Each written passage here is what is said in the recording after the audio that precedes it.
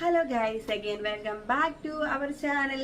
പുറത്ത് കുറെ അലയും കാര്യങ്ങളൊക്കെ കേൾക്കും, അത് മൈൻഡ് ചെയ്യേണ്ട. പിള്ളേർക്ക് ചോറ് കിടക്കുകയാണ്, അപ്പൊ അതിന്റെ ജഗബോഗയൊക്കെ നടന്നുകൊണ്ടിരിക്കുകയാണ്. അപ്പൊ നമ്മൾ ഇന്ന് നോക്കാൻ പോകുന്നത് ഹെയർ കെയർ റൊട്ടീൻ ആണ് കേട്ടോ.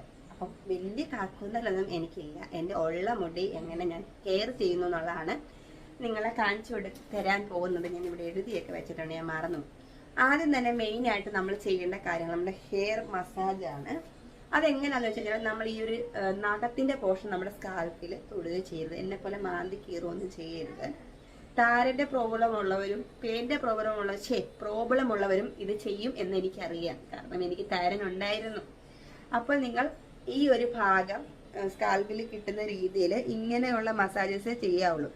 അതുപോലെ മസാജ് ചെയ്യുമ്പോൾ പതുക്കെയൊക്കെ ചെയ്യണം. അവിടെ ഇവിടെ മർമ്മത്തിലൊന്നും പിടിച്ച് ഞെക്കി ഒന്നും വന്നിട്ട് ഞാൻ ഉത്തരവാദിയല്ല. അപ്പം നിങ്ങൾ നോർമൽ മസാജസ് കൊടുക്കുക. അതും മെയിൻലി കൊടുക്കേണ്ട ടൈം എന്ന് പറഞ്ഞാൽ രാത്രി കിടക്കുന്നതിന് മുൻപ് നമ്മൾ ഓയിൽ ചെയ്യും, അതായത് കുളിക്കുന്നതിന് മുൻപ്. ഈ 3 ടൈമിലാണ് കൊടുക്കാറുള്ളത്.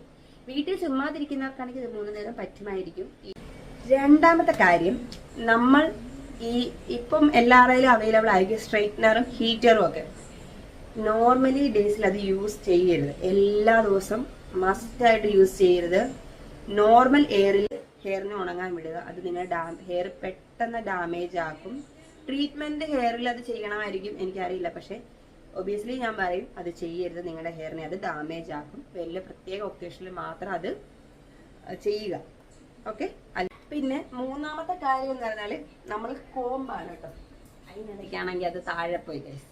ഇങ്ങനത്തെ പല്ലകന്ന ചീപ്പെടുക്കുക. പല്ലകന്ന ചീപ്പ് എടുത്തിട്ട് കാര്യമില്ല, വലിച്ചു പറിച്ച് ചെയ്യരുത്. മുടിയുടെ അറ്റത്തുനിന്ന്, അതായത് നിങ്ങൾ മുടി ഇങ്ങനെ കെട്ടിവെച്ചിട്ടുണ്ടായിരിക്കുമല്ലോ, അതിൻ്റെ ഇവിടം തൊട്ടിങ്ങനെ ചീവി വേണം മുകളിലേക്ക് വന്നിട്ട് നമ്മൾ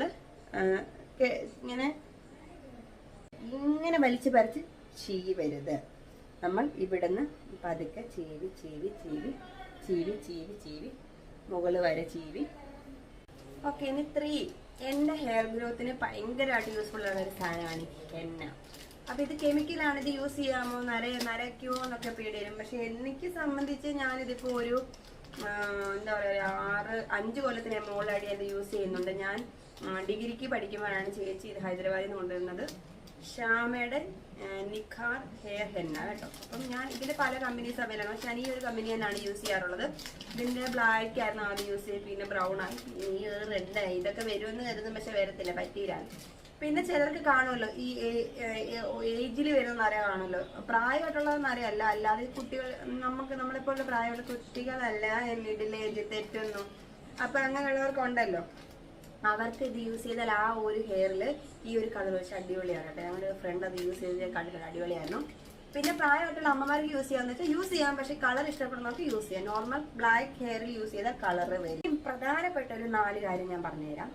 നമ്മൾ ആഴ്ചയിൽ ഒരു ദിവസം താളി തേക്കണം. മുട്ടയുടെ വെള്ള, ഏത്തപ്പഴം, നമ്മുടെ നാച്ചുറൽ, നമ്മുടെ എന്താ പറയുക കറ്റാർവാഴ. ഇത് ഞാൻ ആഴ്ചയിൽ ഓരോ ദിവസം സമയം കിട്ടുന്ന പോലെ കഴിവതും, അല്ലെങ്കിൽ ഒരാഴ്ച മുട്ടയാണെങ്കിൽ അടുത്ത ആഴ്ച നമ്മുടെ ഏത്തപ്പഴം, തേങ്ങ എന്നൊക്കെ പറയുന്നതൊക്കെ ഏത്തപ്പഴം തേക്കുക. പിറ്റേ ദിവസം ആണെങ്കിൽ പഴുത്ത ഏത്തപ്പഴം നല്ലതായിട്ട് ഞെവടിയിട്ട് തലയിൽ തേക്കുക. ഞെരടിയിട്ട് തലയിൽ തേക്കുക.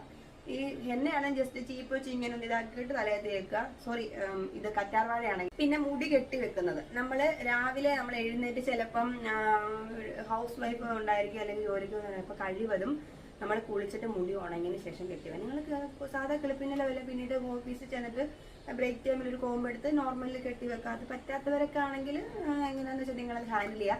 കഴിവതും ഞാൻ ചെയ്യുന്ന റൊട്ടീൻ ഞാൻ പറഞ്ഞുതരാം. ഞാൻ രാവിലെ എണീറ്റ് മുടി ഫുള്ള് കോമ്പ് ചെയ്തിട്ട് മുടി കെട്ടി ബണ്ണ് കെട്ടി ഒരു ബണ്ണിട്ട് വെക്കും. അഥവാ പുറത്തെവിടെയെങ്കിലും പോകണമെങ്കിൽ പോലും ബുഷിട്ടിട്ട് ചുറ്റിയിട്ട് അമ്മക്കെട്ട് പോലെ ചുറ്റി വെക്കും. ഞാൻ അങ്ങനെയാണ് പോകുന്നത്, വണ്ടിയിലാണ്.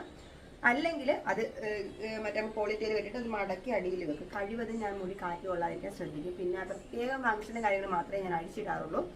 നൈറ്റ് കെയറിലും ശ്രദ്ധിക്കുക. മുടി ഫുള്ള് ചിടക്ക് താഴേന്ന് കളഞ്ഞതിന് ശേഷം കെട്ടി, ഒന്നെങ്കിൽ സാറ്റനോ കോട്ടണോ ടൈപ്പ് തുണി ബുഷ് ഉപയോഗിച്ചിട്ട് കെട്ടി വെക്കുക. അതും ബണ്ണ് കെട്ടിയിടുക, അല്ലെങ്കിൽ ലൂസായിട്ട് പിന്നി തുമ്പ് മടക്കി കെട്ടി വെക്കുക. പിന്നെ നൈറ്റ് കെയറിലെ ഹെയർ കെയർ പറഞ്ഞു തരാം. നമ്മൾ കിടക്കുന്നതിന് മുന്നേ ഇങ്ങനെ മുടി ഫ്രണ്ടിലേക്ക് ഇട്ട് ബാക്കിൽ നിന്ന് മസാജ് ചെയ്തത് ഒരു 5 മിനിറ്റ് മസാജ് കൊടുക്കാം. ഞെക്കിപ്പിടുത്ത് അവിടെ ഇവിടെ മർമ്മത്തിലൊന്നും ഞെക്കിയിട്ട് തല ഇങ്ങനൊന്നും ഇരുത്തരുത്, എനിക്കറിയത്തില്ല. നോർമൽ മസാജ് ഫ്രണ്ടിലേക്ക് ഇടുക, ബാക്കിൽ നിന്ന് മസാജ് ചെയ്ത് കൊടുക്കുക. കിടക്കുന്നതിന് മുന്നേ ഒരു ഗ്ലാസ് വെള്ളം കുടിക്കുക. രാവിലെ എഴുന്നേൽക്കുമ്പോൾ വെറും വയറ്റിൽ വെള്ളം കുടിക്കുക. നമ്മൾ പുറമേ കൊടുക്കുന്ന പോലെ തന്നെ ഉള്ളിലും കൊടുക്കണം. അപ്പം പച്ചക്കറികൾ ധാരാളമായി കഴിക്കുക. മുരിങ്ങയിലയൊക്കെ കഴിക്കുക, ചീരയൊക്കെ കഴിക്കുക.